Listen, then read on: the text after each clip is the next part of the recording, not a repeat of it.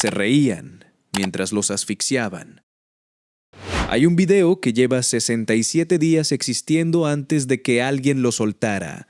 2 detenidos, varios uniformados alrededor, bolsas de plástico en la cabeza. Y en el audio, mientras un hombre no puede respirar, se escucha algo que congela cualquier cosa que hayas pensado sobre la policía en México. Risas. Y una voz que dice, sin bajar el volumen, sin ningún cuidado, como si fuera la cosa más normal del mundo: el siguiente turno. Eso ocurrió el 14 de marzo de 2026, en Tuxtla Gutiérrez, Chiapas, en un gimnasio. Los que hacían eso no eran criminales, eran agentes ministeriales, policías estatales y elementos de la Fuerza de Reacción Inmediata PACAL. Gente con uniforme del Estado mexicano. Gente que al terminar su turno probablemente fue a comer a su casa. Y lo grabaron. El video reventó en redes el 20 de mayo, 67 días después. Y en menos de 24 horas cayeron 10 servidores públicos, un subdirector, 3 agentes del Ministerio Público, un secretario y 5 policías, 9 hombres y una mujer. Arfuch lo vio, el Gabinete de Seguridad lo vio, y el gobierno de Chiapas reaccionó con una velocidad que ese mismo sistema raramente exhibe cuando no hay un video viral de por medio. Eso dice algo que nadie está diciendo en voz alta en ningún noticiero. ¿Cuántas veces había pasado esto antes de que alguien encendiera la cámara?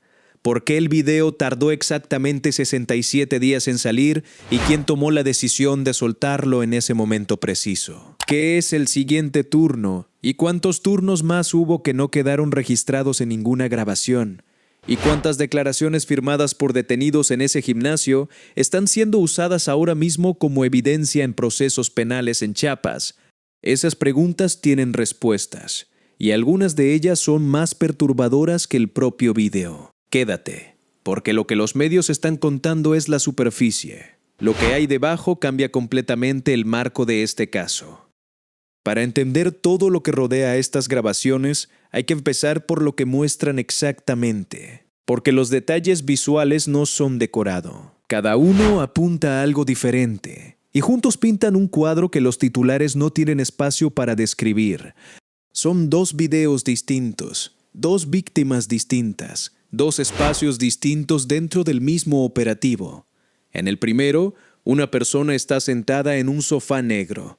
Tiene el rostro cubierto con una bolsa de plástico negra, las manos atadas. A su alrededor hay varios agentes, algunos encapuchados. Mientras el hombre no puede respirar, el ambiente del cuarto no es de tensión operativa. No hay gritos de interrogatorio, no hay urgencia. Hay voces tranquilas, comentarios entre los uniformados. Y esas risas, las risas son el sonido más difícil de procesar de toda la grabación, porque no son nerviosas ni accidentales, son relajadas, son el sonido de personas que están haciendo algo que ya han hecho antes y que no les genera ningún tipo de conflicto interno.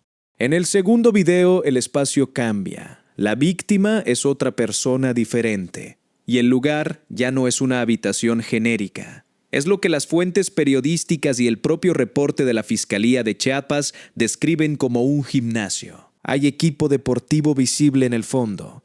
La persona está sentada en un banco de pesas, atada, y le están colocando una bolsa transparente en la cabeza mientras varios agentes la sostienen inmóvil. En ese video aparece, según la identificación de fuentes periodísticas que revisaron el material, el comandante regional Pablo Enrique Reyes Custodio, jefe de la Policía de Investigación e Inteligencia Ministerial de Combate al Robo de Vehículos de Chiapas. No un agente de bajo rango que actuó solo. El comandante. El gimnasio. Ese detalle es el que más debería estar en el centro del análisis y es el que menos atención ha recibido en la cobertura mediática de los últimos 2 días, porque un gimnasio improvisado como espacio de tortura no se instala para una sola ocasión. Requiere un espacio físico con una función asignada. Requiere que alguien haya tomado la decisión de que ese lugar iba a usarse para eso. Requiere que más personas lo supieran y no dijeran nada. Requiere, en definitiva, una estructura. Una estructura que conoce el subdirector, que conoce el comandante, que conoce los agentes que organizan los turnos, que conoce quién hace la lista de quién entra al cuarto y en qué orden. El siguiente turno. Esa frase, 4 palabras en el audio de un video que lleva 2 días circulando. Y esas 4 palabras son más reveladoras que cualquier informe oficial sobre lo que pasó en Tuxtla Gutiérrez, porque no describen un exceso puntual de un agente que perdió el control. Describen un procedimiento, una rutina, un sistema donde los detenidos pasan en orden y los agentes se reparten el trabajo. Eso tiene un nombre técnico en el derecho internacional de los derechos humanos: tortura sistémica. No tortura ocasional cometida por individuos, tortura como práctica institucionalizada dentro de una corporación. Y ahora viene la pregunta que nadie quiere responder en ninguna conferencia de prensa. ¿Cuánto tiempo lleva funcionando ese sistema? El operativo del 14 de marzo no fue el primer operativo de esa corporación. El gimnasio no lo construyeron esa mañana. Los agentes no aprendieron la técnica de la bolsa de plástico ese día. Alguien les enseñó. O lo vieron hacer. O lo hicieron tantas veces que ya saben cuánto tiempo se puede mantener la bolsa antes de que la persona pierda el conocimiento. Y hay que parar para que no muera, porque un muerto crea demasiados problemas. Ese conocimiento operativo no se improvisa, se acumula. Y si se acumula, hay historial. Hay casos anteriores. Hay personas que pasaron por ese gimnasio antes del 14 de marzo y salieron sin que nadie grabara lo que les hicieron adentro. Personas que probablemente firmaron declaraciones después, que tal vez están presas ahora mismo en algún centro penitenciario de Chiapas sobre la base de lo que dijeron con una bolsa de plástico en la cabeza. Aquí necesito que te quedes conmigo en este punto, porque lo que viene es lo más importante de todo el análisis y es lo que ningún medio generalista va a tener tiempo de explicar. En México, el sistema de justicia penal depende de forma significativa de las declaraciones y confesiones obtenidas en los primeros momentos después del arresto. El Código Nacional de Procedimientos Penales establece garantías muy específicas para proteger a los detenidos durante ese periodo. Derecho a no declarar, derecho a abogado desde el momento del arresto, prohibición expresa de la tortura como método de obtención de pruebas. Esas garantías existen en el papel desde la Reforma Procesal Penal de 2008 y en la práctica, en muchos estados del país existen de forma mucho más débil que en ese papel. ¿Por qué importa eso en el caso de Chiapas? Porque el operativo del 14 de marzo era un operativo contra el robo de vehículos. Los detenidos en ese tipo de operativos son procesados. Algunas de esas personas van a audiencias, tienen expedientes, y si sus declaraciones iniciales fueron obtenidas bajo asfixia con bolsas de plástico en un gimnasio improvisado, esas declaraciones son ilegales, son nulas y deberían desmoronar cualquier proceso penal construido sobre ellas. Pero eso solo ocurre si alguien lo denuncia, si alguien lo investiga. Si la Fiscalía de Chiapas, la misma que ahora detuvo a 10 de sus propios agentes, está dispuesta a revisar hacia atrás y preguntarse cuántos expedientes tienen el mismo origen. Esa es la investigación que no está ocurriendo todavía, y que tal vez no ocurra nunca, porque abrir ese archivo significa abrir mucho más que el caso del 14 de marzo. Volvamos por un momento a los 67 días, porque ese número no es aleatorio y merece un análisis propio. El 14 de marzo ocurre el operativo. Se graba el video y durante exactamente 67 días ese material no sale, no aparece en ningún medio, no genera ninguna investigación interna, no produce ninguna detención. El sistema sigue funcionando exactamente igual que antes de que se grabara. ¿Quién tenía ese video esos 67 días? Hay 2 posibilidades y las 2 son graves, aunque de formas distintas. La primera, el video existía dentro de la corporación, como documentación interna o como material que alguien guardó para su propio uso, y salió por filtración de alguien de adentro que en algún momento decidió que era más conveniente soltarlo que seguir guardándolo. Eso podría significar que hay una disputa interna dentro de esa corporación, que alguien tenía un motivo para quemar al comandante Reyes o a los mandos que aparecen en el video, y que el momento del 20 de mayo fue elegido con algún criterio que todavía no es público. La segunda posibilidad: alguien externo a la corporación obtuvo el video, lo guardó y esperó el momento correcto para soltarlo. Eso plantea preguntas sobre quién tiene acceso a ese tipo de material en Chiapas, quién monitorea las corporaciones de seguridad estatal y con qué propósito, y si la filtración del video tuvo alguna motivación que va más allá de la indignación ciudadana. En ninguna de las dos versiones el video sale por accidente. Alguien tomó una decisión, eligió ese momento. Y la velocidad con la que cayeron los 10 en 24 horas sugiere que quien lo soltó sabía que iba a generar exactamente esa respuesta.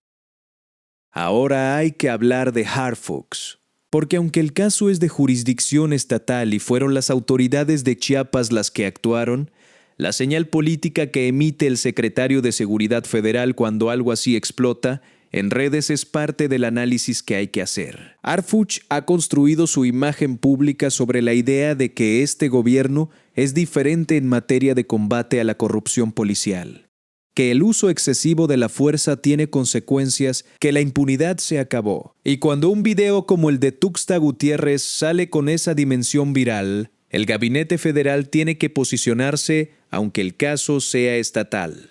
Lo que ese posicionamiento no puede responder es la pregunta de fondo. ¿Cómo es que una corporación estatal en un estado gobernado por un partido aliado del gobierno federal tenía un gimnasio de tortura funcionando y nadie en el aparato de inteligencia federal lo sabía o reportó? ¿La SSPC monitorea eso?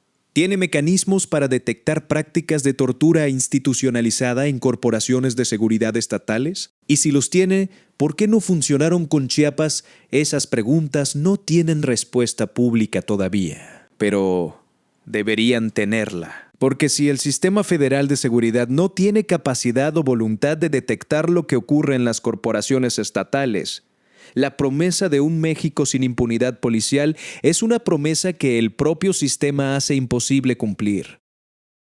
Hay un contexto nacional que convierte este caso en algo más que una noticia de Estado. La tortura en custodia policial en México tiene una historia larga, documentada y consistente. No empezó en Chiapas en 2026.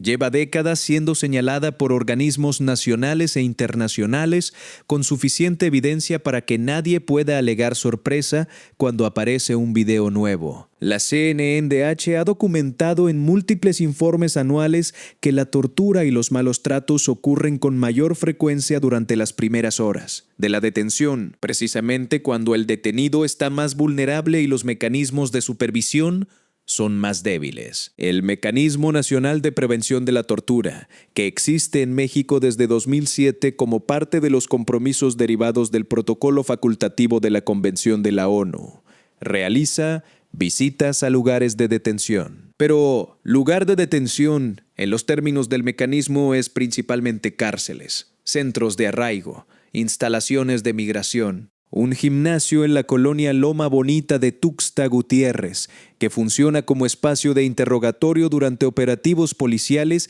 no está en ningún registro que ningún mecanismo de supervisión visita de forma rutinaria. Ese es el hueco, el espacio entre la ley y su aplicación, el lugar donde caben los gimnasios. El Comité de la ONU contra la Tortura publicó en 2024 su evaluación más reciente sobre México. Sus conclusiones no son abstractas. Señaló que persisten patrones de tortura y malos tratos cometidos por funcionarios de seguridad, especialmente en el momento del arresto y durante los interrogatorios previos a la presentación formal ante el Ministerio Público. Señaló preocupación por la falta de investigaciones efectivas y de sanciones proporcionales para los responsables. Y señaló la necesidad de fortalecer los mecanismos de supervisión en todos los espacios donde el Estado tiene personas bajo su control. Ese informe está en el archivo.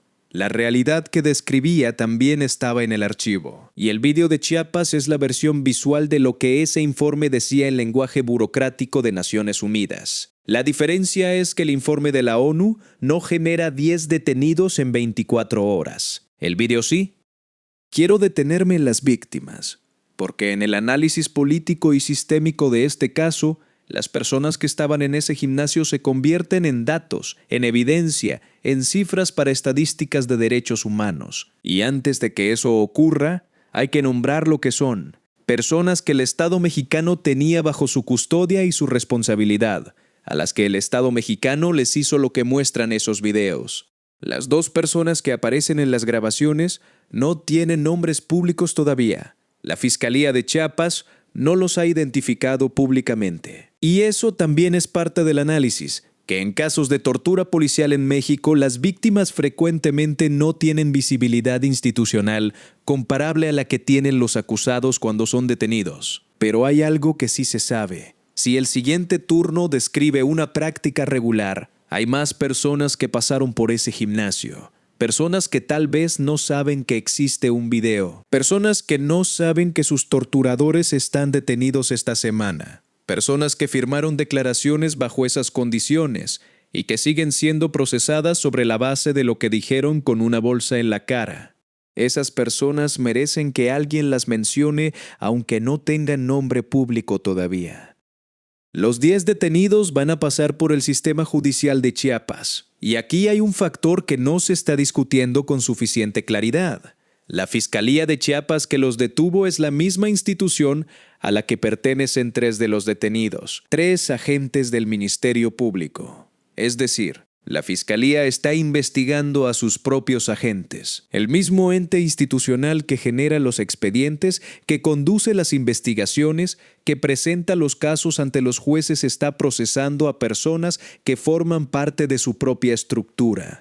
Eso crea un conflicto de interés estructural que los protocolos de investigación de casos de corrupción interna deberían resolver mediante la designación de un fiscal independiente o la intervención de un organismo externo. El fiscal Llave Navarca prometió que no habrá impunidad, pero la impunidad rara vez llega por la puerta delantera con una promesa de que sí va a existir. Llega por los procedimientos, por los plazos, por los estándares de prueba que se aplican de forma diferente cuando los acusados son colegas.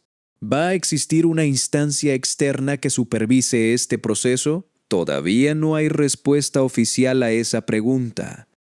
Y está el comandante Pablo Enrique Reyes Custodio, el nombre que el fiscal confirmó como identificado, pero cuyo estatus procesal no ha sido confirmado con claridad dentro de los 10 detenidos. En casos de abuso policial en México, los mandos que aparecen en evidencias visuales con frecuencia enfrentan un proceso diferente al de los agentes de rango más bajo.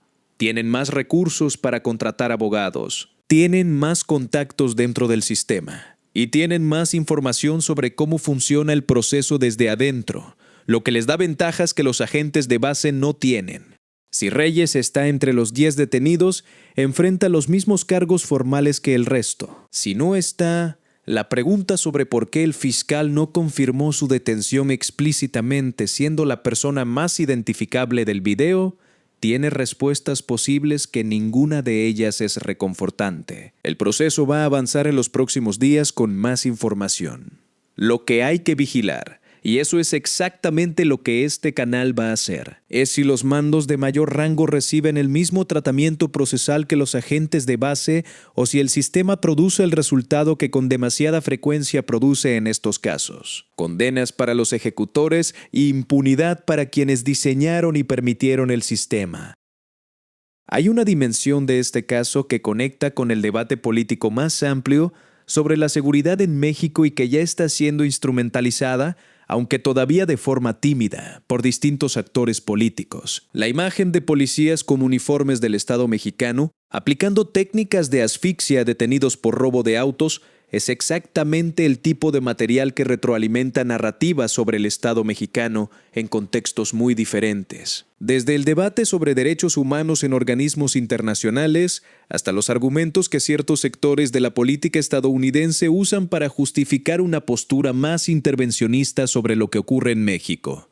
No es especulación. Es el patrón que se ha repetido con cada caso de abuso policial documentado visualmente en México en los últimos 10 años. El video existe, circula globalmente, y en las conversaciones sobre México que ocurren en Washington, en Ginebra, en Bruselas, ese video va a aparecer. Porque los videos de esta naturaleza siempre aparecen. El gobierno mexicano puede manejar la narrativa interna con la rapidez de las 10 detenciones en 24 horas, Pero la narrativa externa tiene su propia velocidad y su propia lógica, y la velocidad de respuesta interna raramente alcanza a apagarla completamente. ¿Qué debería pasar ahora? No en términos de lo que el gobierno va a decir que va a hacer, en términos de lo que el estándar internacional y los compromisos legales del Estado mexicano exigen que ocurra. Primero, la investigación de los 10 detenidos tiene que ser conducida con supervisión externa e independiente. La Fiscalía de Chiapas no puede investigarse a sí misma sin un mecanismo de control externo creíble. Segundo, tiene que haber una revisión hacia atrás de todos los casos procesados con detenidos del operativo del 14 de marzo y de operativos anteriores coordinados por esa corporación. Si hay declaraciones obtenidas bajo tortura en esos expedientes, esos casos necesitan revisión.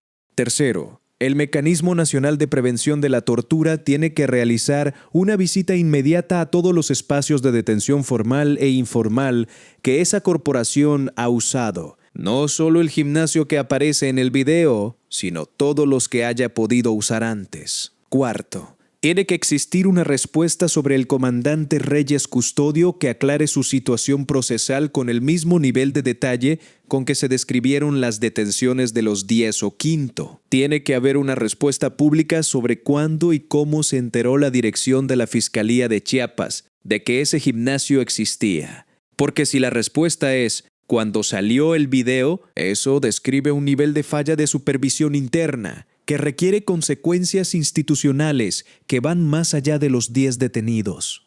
Ninguna de esas 5 cosas ha ocurrido todavía. Y el ciclo de vida de una noticia en México raramente dura lo suficiente para que ocurran todas. Lo que queda después de analizar todo esto es una imagen que no desaparece fácilmente. Un gimnasio en Tuxtla Gutiérrez. Bolsas de plástico, risas, turnos y 67 días de silencio antes de que alguien decidiera que era el momento de que el mundo lo viera. Los 10 cayeron. La velocidad fue espectacular para los estándares del sistema, y esa velocidad que en otro contexto sería motivo de reconocimiento, en este contexto es más bien la confirmación de algo que incomoda, que el sistema puede reaccionar en 24 horas cuando la presión es suficiente. Lo que eso implica sobre todos los casos en los que la presión no fue suficiente es algo que nadie en ninguna conferencia de prensa va a decir directamente. Pero este canal sí lo dice. Porque la función de un análisis que no está sujeto a los tiempos de la agenda oficial es exactamente esa. Decir lo que la velocidad del ciclo noticio no tiene espacio para decir. ¿Cuántos gimnasios más hay? Esa es la pregunta. No retórica, literal. ¿En cuántos estados de México existe ahora mismo un espacio así, conocido por mandos de una corporación, usado en operativos, y que solo va a generar consecuencias el día en que alguien decida encender una cámara? La respuesta honesta es que no lo sabemos, y eso es el problema.